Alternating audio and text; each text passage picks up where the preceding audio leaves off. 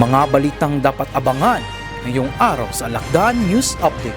Makamandag Batalyon nakiisa sa pambansang pagunita ng ika-129 na anibersaryo ni Dr. Jose Rizal. Closing ceremony ng ka-training sa Sulu, pinangunahan ni Major General Peña. Kalasag Batalyon na magitan sa mapayapang pag-aayos ng alitan ng dalawang pamilya. Ang lahat ng yan dito lamang sa Alakdan News Update.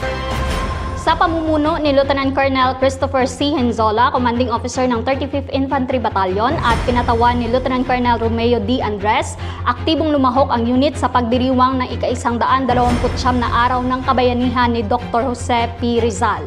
Narito ang buong detalye.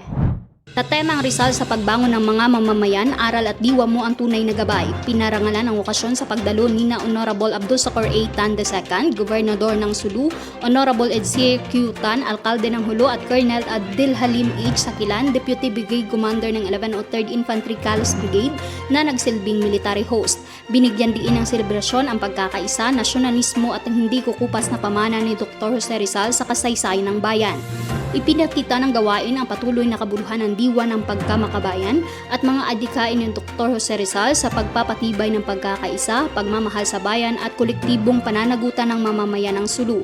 Sa pamamagitan ng pagunita na ito, muling pinagtibay ng 35th Infantry Makamandag Batalyon ang kanilang matibay na paninindigan sa kapayapaan, matatag na ugnayan sa komunidad at pagbibigay pugay sa mga sakripisyo ng bayani ng bayan tungo sa pangmatagalang kapayapaan at kaunlaran. Pinangunahan ni Major General Leonardo I. Peña, Commander ng 11th Infantry Alakdan Division at Joint Task Force Orion, ang pinagsanib ng closing ceremony ng Civilian Active Auxiliary or CAA Basic Military Training, Classes 10 at 11-2025 at Refresher Training Classes 15 at 16-2025 noong Desyembre 27 taong 2025 na ginanap sa 11th Division Mastal Training School sa Barangay Tagbak, Indanan, Sulu. Ang detalye ng balita ating alamin mula kay PFC Visares.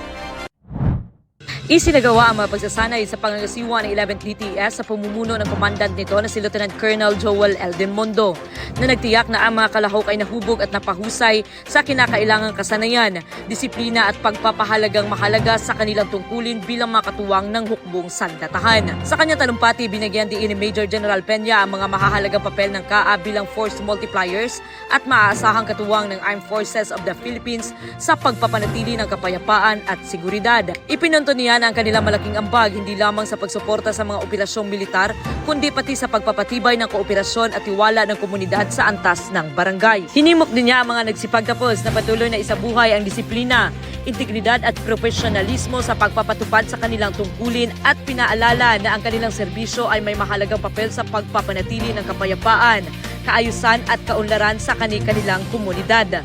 Ang matagumpay na pagtatapos ng mga pagsasanay ay patunay ng patuloy na paninindigan ng 11th Infantry Alakdan Division sa pagpapalakas ng kakayahan at kahandaan ng mga auxiliary forces bilang suporta sa mga adhikain para sa kapayapaan at seguridad sa Sulu at Basilan. Sa kabilang dako, matagumpay na naabot sa pamamagitan ng isang amicable settlement o mapayapang kasunduan sa pagitan ng magkasulungat na panig mula sa Barangay Katian at Barangay Tumantangis noong December 30, 2025 sa tulong ng Kalasag Batalyon. Naisa katuparan sa pamamagitan ng pinagsamang pagsisikap ng tanggapan ng punong bayan sa pamumuno ni Honorable Albakil Tong Jikiri at kinatawan ni Honorable Franco Asiri, Officer in Charge ng Bayan ng Indanan, katuwang ang 100 Infantry Kalasag Batalyon na pinamumunuan ni Lieutenant Colonel Samuel M. Bayungasa. Ipinakita ng inisyatibong ito ang matibay ng paninindigan ng lokal na pamahalaan at mga sektor ng seguridad sa paglutas ng mga sigalot sa pamamagitan ng dialogo at mapayapang pamamaraan. Sa isinagawang mediation, binigyang diin ni Honorable Alano Palahodin na ang mga alitan ay mas epektibong nalulutas sa pamamagitan ng pag-uunawaan, pagtutulungan at paggalang sa isa't isa. Samantala, giniit naman ni Lieutenant Colonel Bayungasa na ang matibay at matatag na komunidad ay mabubuo sa pundasyon ng tiwala at bukas na komunikasyon. Ang matagumpay na pagkakasundo ay patunay ng lakas ng pagkakaisa at dialogo sa pagpapanatili ng kapayapaan at kaayusan sa komunidad. At yan ang balita at kaganapan sa linggong ito. Ako si PFC Salario para sa Alakdan News Update. Magandang araw at magsukol!